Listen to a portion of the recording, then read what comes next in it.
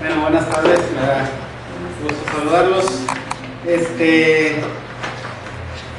Antes de empezar con este capítulo 19, quisiera preguntar, ya que mandaron sus respuestas, por lo cual agradezco, del capítulo 18, si hubo o hay alguna pregunta, algún comentario o alguna duda de este capítulo 18 que vimos, porque de ahí parte lo que vamos a ver el día de hoy. Entonces, si quisiera escuchar algún comentario o alguna retroalimentación de las preguntas que a lo mejor estuvieron un poco complicadas o demasiado sencillas, si quisiera escuchar alguna retroalimentación de esto para ir mejorando.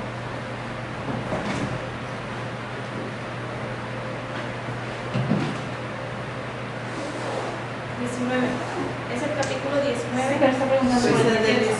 Por el anterior. Sí, si hay alguna duda, algún comentario del anterior. A mí nada más donde me confundí un poco era en la pregunta de las características de la carne y del espíritu, que decía que en Romanos. Entonces lo agarré del libro, pero luego como pensé en las características que había dicho usted acá, no les dije, pues cuál pongo, una u otra, pero bueno, no, Romanos es el luego fui a Romanos 8 y pues no está así como... No están así. Ajá. Sí, al principio del capítulo viene pues que es Gálatas, Sí. lo tomé, pero bueno, gracias para aclararlo o especificarlo bien.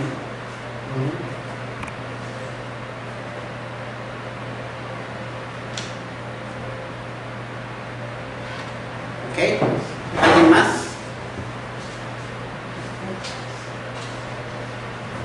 Ok, entonces para entrar en materia,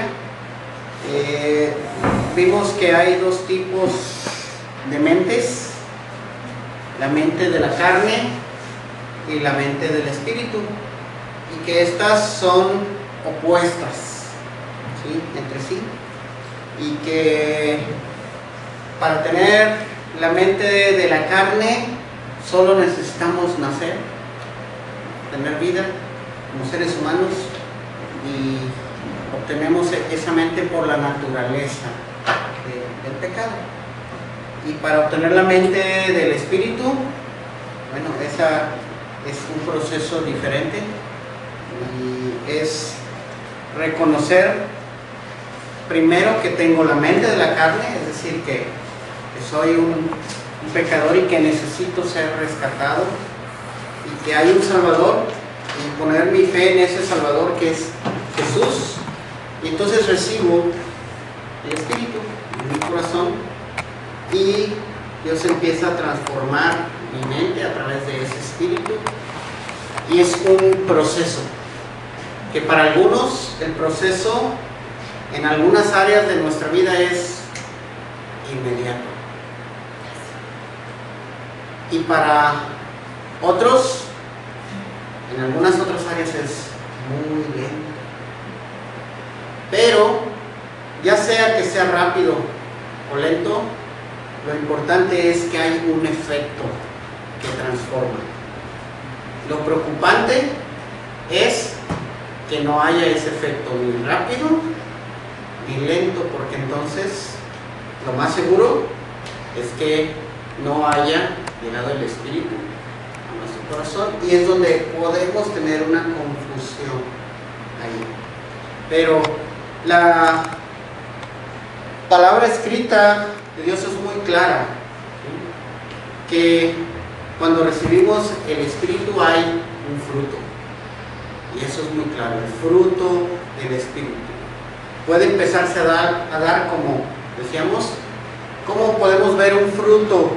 No puede ser muy pequeñito, pero empieza una planta a dar un fruto pequeño, y si pasa el tiempo ese fruto, hasta que se convierte en un fruto bueno y maduro, es lo mismo. Pero si vemos que no hay fruto, entonces la planta se empieza a secar, y esto es algo que también es claro en nosotros. Ahora, veíamos al final del capítulo 18 que había tres cosas o características importantes de este fruto: la fe, la esperanza y el amor de Pablo, ¿verdad? Y el mayor de ellos es el amor.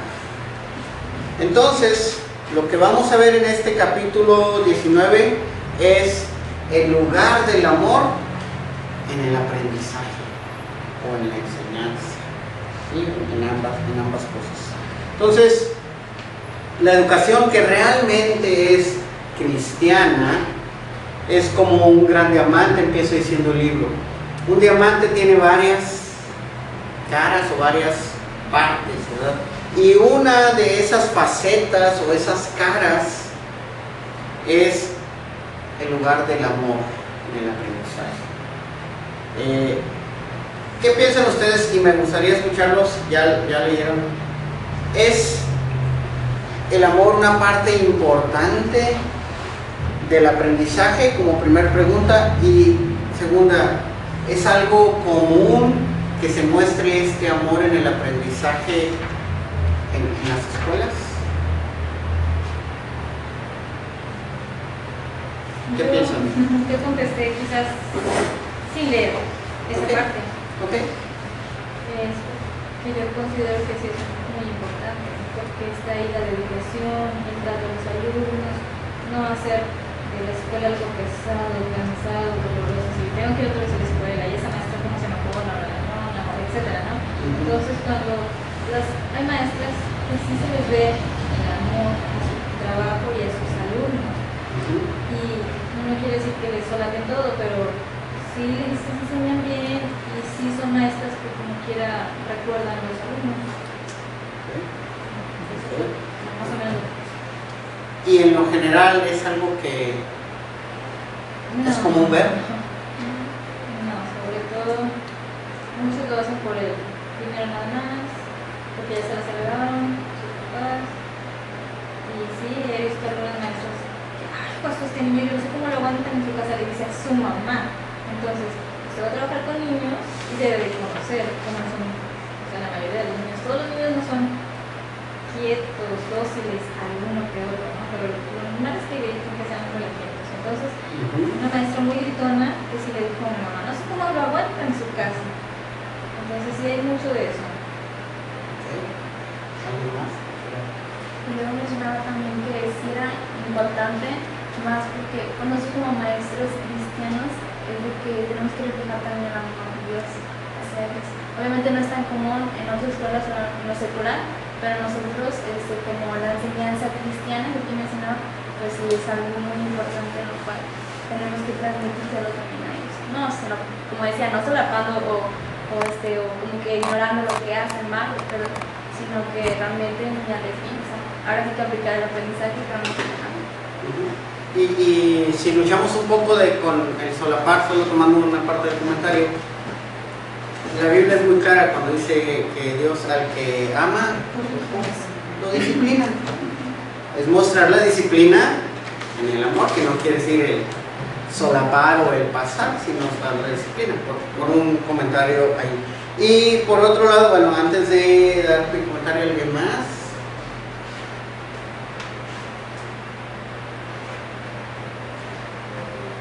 mencionaba yo algo importante, la parte que viene mencionada aquí y que quisiera conocer su opinión acerca de este término, el término secular, el término dualista, que es algo que a lo mejor hemos escuchado o a lo mejor es por primera vez cuando lo leímos aquí, pero es algo que voy a leer una porción del capítulo en donde quiero saber si están de acuerdo o no están de acuerdo en eso, porque está interesante cómo lo plantea. Y dice que podemos tener, o enfatizamos en nuestros estudiantes, que tengan una conciencia alternativa frente a la conciencia del mundo moderno, ¿no? Estamos hablando ahí ya de entrada de dos mundos, ¿no? Y les ofrecemos a ellos esta conciencia alternativa porque hay un mundo moderno que los rodea y que nos rodea a nosotros. E implícitamente dice, y en realidad no nos rodea. En realidad estamos inmersos en este mundo y en este mundo secular. ¿Qué me pueden definir en su entendimiento como el dualismo o la secularidad? Sí, en sus propias palabras, es algo muy simple. Pues es lo que vemos nosotros siempre en las iglesias, ¿no? Él tiene un trabajo secular. ¿No? Pues canciones acá del mundo. Ajá. Todo lo que tiene que ver con lo espiritual y lo de Dios y lo del mundo que es malo. Ok. Así es definido y así es como generalmente se nos enseña o se nos proyecta o lo llegamos a escuchar. Pero, ¿qué efecto tiene esta enseñanza? Entonces, en los maestros, nosotros que estamos enseñando a los alumnos, ya no vayamos a otro lado, sino en la enseñanza, ¿qué efecto el escuchar esto tiene en nuestra enseñanza con los alumnos? Si nuestra escuela, donde nosotros trabajamos, pensamos que no es algo de Dios, sino que es algo secular, algo fuera, ¿qué efecto tendrá en nuestra mente? Y por lo tanto en nuestro comportamiento, en nuestra preparación de las clases, en nuestro trato con los alumnos, en cómo impartimos, ¿qué efecto tendrá? No esforzarnos porque no se espera la persona. Estamos perdiendo de vista que aunque sí nos predican mucho, que todo lo que hagamos lo hagamos para el Señor, pero aún así seguimos teniendo esa visión dividida. Entonces ya no lo estamos haciendo al Señor con la excelencia que deberíamos. Así es, y miren, todo se distorsiona. Hay una profesión que, en mi opinión, siempre he expresado que es la segunda, en mi opinión, es la de los maestros, que deben tener una vocación. La primera, que para mí, en mi opinión, es la de médico. Es tener una vocación de servicio. Y yo digo, el resto de las carreras, después de la de médico y de maestro, técnicamente cualquiera podía tener ciertas habilidades, pero esas dos en particular tienen que tener un don en especial, ¿no? Y digo del médico porque el médico, al tener el don del servicio y del ver por las personas, es una manera natural de amar a las personas. Pero, pues la profesión de médico se ha cotizado tanto, ahora las consultas pues son bastante caras y las operaciones ni se diga. Y entonces, ¿qué ha generado esto? Pues que se ha desvirtuado esa profesión. Muchos empiezan a estudiarla y son preparados o se preparan para poder ganar mucho dinero. Y económicamente a médicos que son bien preparados les va muy bien económicamente. Pero ya se desvirtuó su función. Ya el amor al paciente, ya el amor al prójimo no es lo prioritario. Contrario con los maestros, que desafortunadamente no hay tal percepción económica en los maestros, desafortunadamente, y no solo en México, estaba leyendo, y en Latinoamérica es algo similar. La profesión de maestro no es bien remunerada. Entonces, bueno, ahí no aplica, pero se va al otro extremo que con los médicos. Los médicos se van por la parte, pues sí, de mucho, y los maestros se van por la otra parte. Pues si hacen como que me pagan, pues yo hago como que trabajo, ¿verdad? Entonces tenemos dos extremos, pero al final tenemos el mismo problema, que son dos profesiones de servicio y de amor al prójimo, donde podemos transmitir y terminan siendo desvirtuadas por distintos motivos.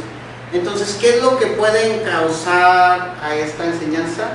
Pues lo que estamos viendo, el amor, que es lo que hemos perdido el enfoque.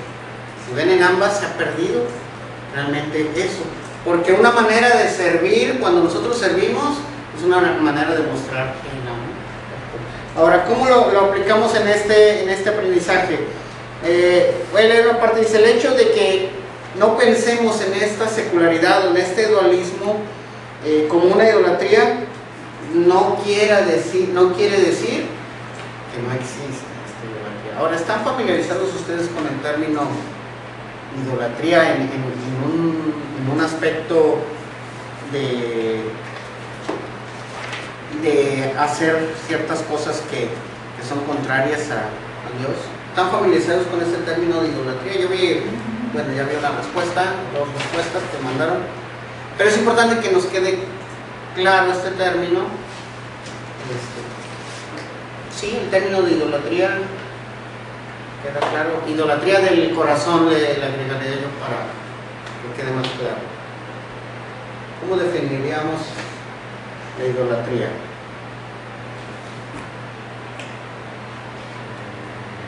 Todo aquello que pones, que amas más que a Dios. Que ocupa el lugar que Dios debe ocupar. Exactamente. Y la siguiente pregunta: ¿esto que ocupa el lugar que solo Dios debe ocupar es necesariamente algo malo o puede ser algo bueno? Bueno. ¿Sí? Puede ser algo bueno o muy bueno. Y por eso es que muchas veces nos cuesta trabajo identificar algunas idolatrías que tenemos. La familia, los hijos, el trabajo mismo, la iglesia,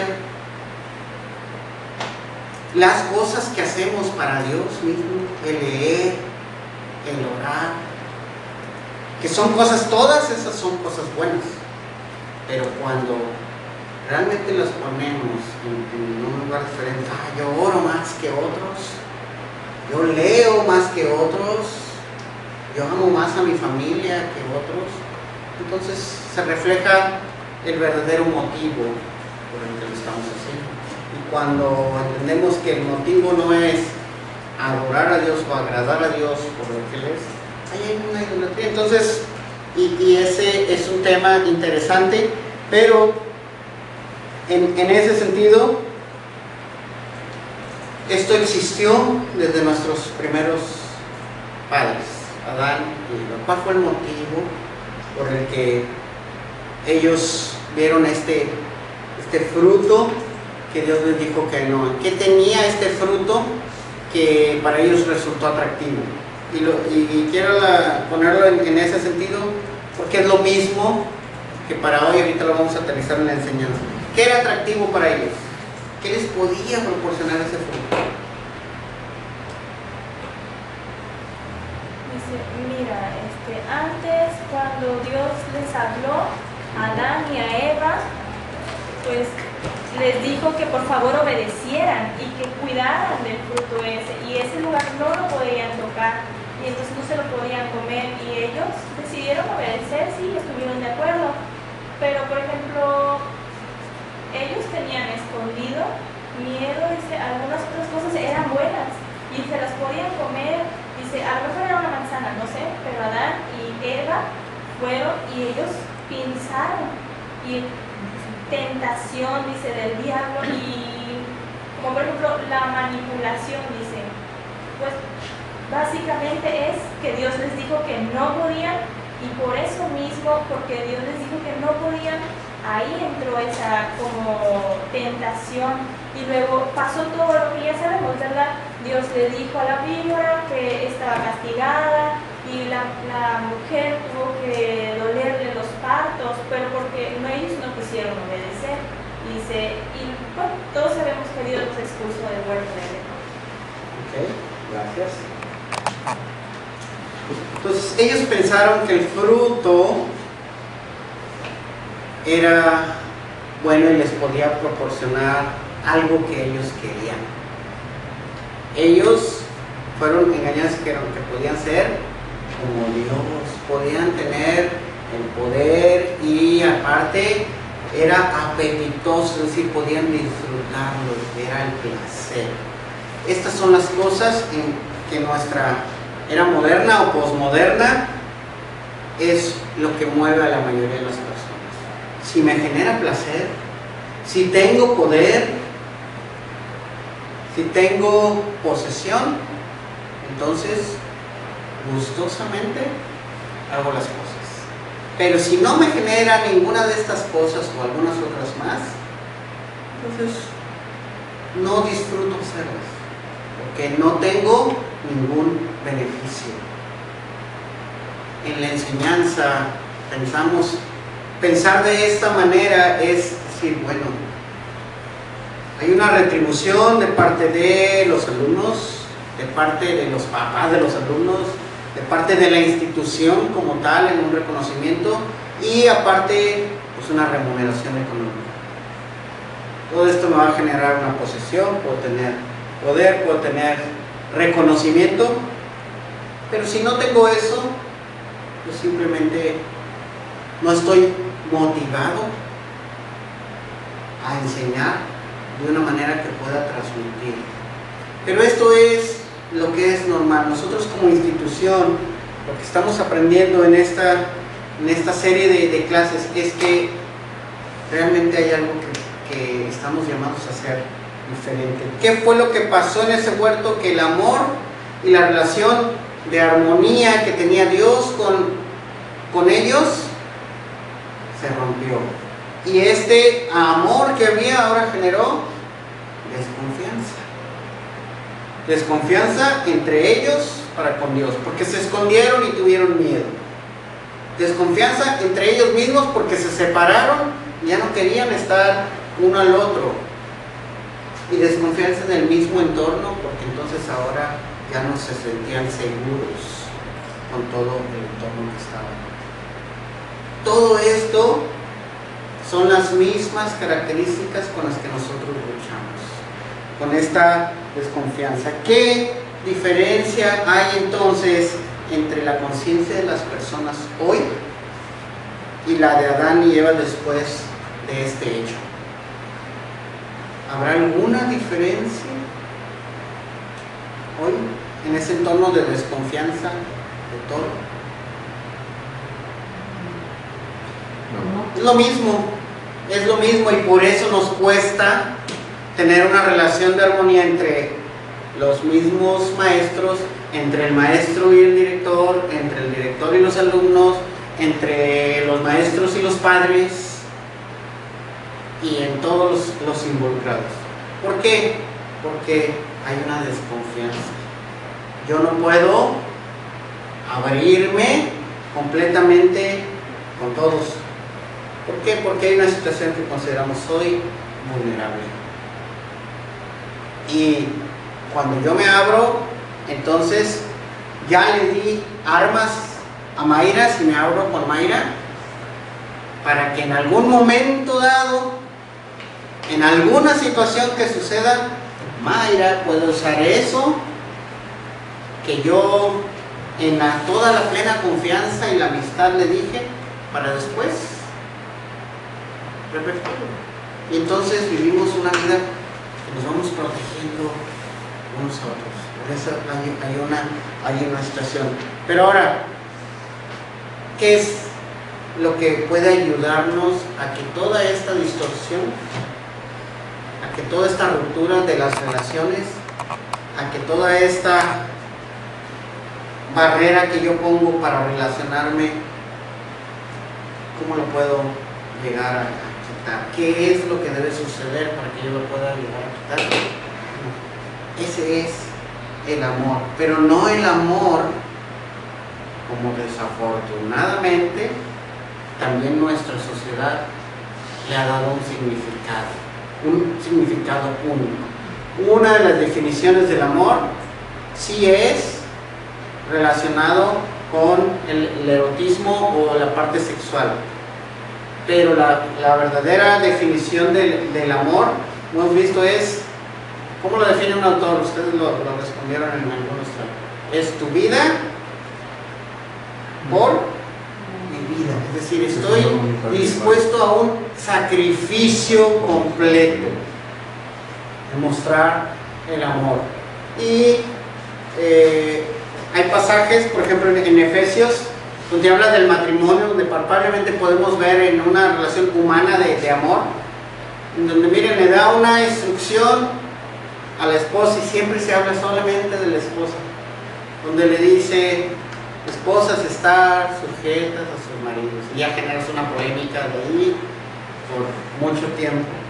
Pero poco se habla o se le da menos énfasis, y el esposo tiene que amar a la esposa como Cristo amó a la iglesia y, todavía enfatiza, se entregó a sí mismo por ella.